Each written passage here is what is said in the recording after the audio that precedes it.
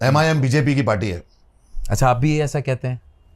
MIM BJP की। मैं आपका हमारे इस YouTube चैनल पर उम्मीद करता हूं कि आप खैरियत से होंगे। लेकिन देखिए आप किस तरीके से असदुद्दीन ओवैसी साहब को टारगेट किया जा रहा है। लगातार जो है वो फ़िरका परस्त ताकतें असदुद्दीन ओवैसी की सियासत को कहीं न कहीं चोट पहुंचाने की कोशिश कर रहे हैं।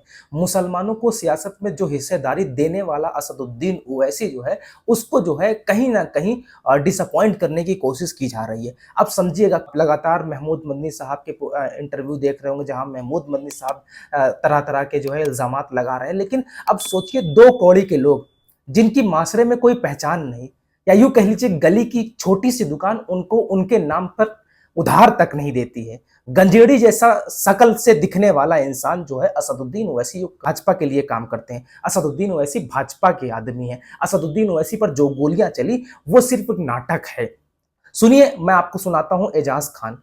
नाम से ही आप समझ में आ रहा होगा ना, ये जो नाम है आपके इर्द गिर्द घूमता रहता होगा। लेकिन एक ऐसी शख्सियत जो बॉलीवुड से ताल्लुक रखती है, किस तरीके से नफरत भरी भाषा जो है, नफरत नहीं बल्कि ये कह लीजिए गांजा फूंक करके इंटरव्यू देने बैठा हुआ उलूल जुलूल बक रहा है। क्या कुछ बक रहा है वो आपको मैं वीडियो में दिखाता हूं। और हाँ, फिर से आपसे गुजारिश करता हूं कि मेरे इस यूट्यूब चैनल को शेयर कीजिएगा और वीडियो ज्यादा से ज्यादा शेयर कीजिएगा, ताकि जो है समाज में एजाज खान जैसे तमाम लोग जो हैं वो समाज को पता चल सके कि असल में मुसलमान जो है वो असल में आपका रहनुमा नहीं हो सकता। वो आपके रहनुमाओं पर इल्जामात भी लगा सकता है, वो आपकी शाखें भी काट सकता है, वो आपको सियासत में यतीम भी करना चाह रहा होगा। खैर, वीडियो देखिए। जज्बाती आपने बात की है, तो आपने कहा कोई पार्टी ऐसी नहीं है, बट MIM जो है वो असदुद्दीन ओवैसी साहब। MIM बीजेपी की पार्टी है। अच्छा, आप भी ऐसा कहते हैं? MIM बीजेपी की पार्टी है और ये बहुत बड़ी दलील दे रहे हैं आप। अगर ये बीजेपी की पार्टी नहीं होती तो ये कब से मुझे टिकट दे देते। अगर इनकी लड़ाई मुसलमानों के लिए ही है, जी हाँ, तो एजाज खान तो मुसलमानों के लिए कब से लड़ रहा है, तो ये दोनों भाई मुझे लिए क्यों नहीं? अच्छा। इनके पास कोई, देखो, एक भी मुसलमान जो कहीं पे आवाज उठा रहा है उनको ये लोग नहीं लेते। क्यों मालूम है? अच्छा, ये दोनों भाई पे कोई केस भी नहीं होते। ये दोनों भाई के घर ED कभी नहीं गई। ये दोनों भाई इतने भाषण देते, इन पे कभी केस नहीं हुए। मैं जानता हूं इन लोग को, हैदराबाद में भी अच्छे से जानता हूं।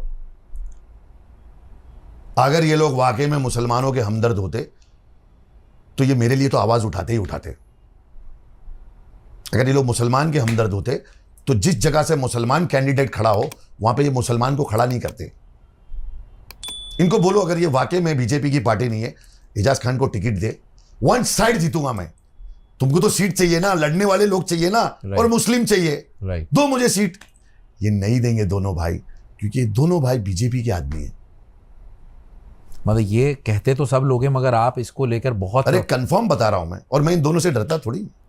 आप तो डरते तो खैर किसी से भी नहीं है, अल्लाह के सिवा। मैं इनके जो परमात्मा है नरेंद्र मोदी जी, उनसे नहीं डरता हूं, तो ये दोनों तो उनकी लोग हैं।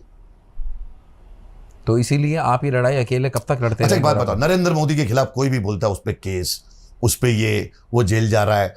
मौलाना अजहरी इतना बोल दिए तो जेल, वो इतना बोल दिए 2-4 मुसलमान बना दिए तो उनको सजाए मौत, ये वो। ये दोनों भाई का कभी कुछ नहीं हो रहा है। बात पे गौर करना मुसलमानों। मीर सादिक और मीर जाफर और टीपू सुल्तान, ये तीनों में बहुत फर्क है। बड़ी अंदर की और पते की बात बता रहा हूं।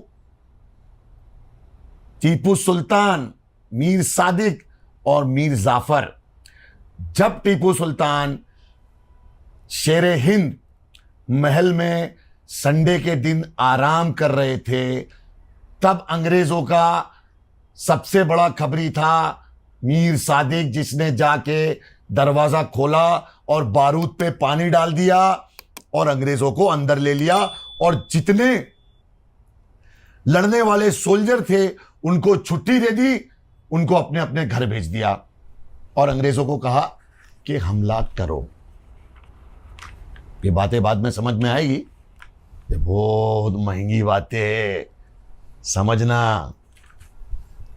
तो आपका कहने का मतलब ये है कि अब हमें इनको भी मतलब विश्वास नहीं करना चाहिए।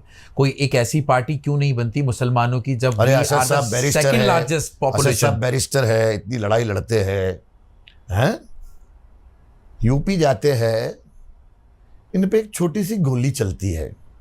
ओ असद साहब, उनको जिसको मरवाना होता है ना, तो वो अशरफ और अतीक की तरह मरवा देते हैं। आपको उनको मरवाना नहीं है सर, क्योंकि आप उन्हीं के आदमी हो, इसलिए आपके टायर के बहुत दूर गोली चली, वो भी कौन सी, कट्टे की गोली, वरना वो आपके बाजू में आके आपकी कनपट्टी में देता था। तो सर क्या करें, हम मुसलमान बड़े इनोसेंट है यार, हमें कोई चार बात प्यार की करता है तो हम उसके लिए जान देने पे खड़े हो जाते हैं। उसूलों की बातें करते मियाँ भाई, पैगामे मोहब्बत देते हैं मियाँ भाई। हम मियाँ भाइयों का बड़ा प्रॉब्लम है, हमारे रहनुमा नहीं है।